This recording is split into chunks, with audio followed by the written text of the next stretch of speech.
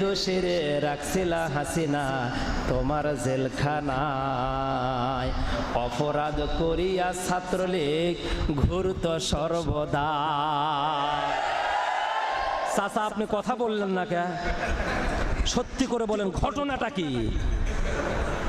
নির্দোষীরে রাখছিলা DB Harun তোমার ডিবির আয়না ঘরে, তাই অপরাধ করিয়া ছাত্রলীগ ঘুরত সর্বদাই। নদীর এপার ভাঙ্গে ওপার গড়ে, এই তো নদীর খেলা। 4 তারিখের প্রধানমন্ত্রী তুমি, 5 তারিখে খেতা বালুস নিয়া পালারে। কি খেলা খেলেছ মাওলা রে।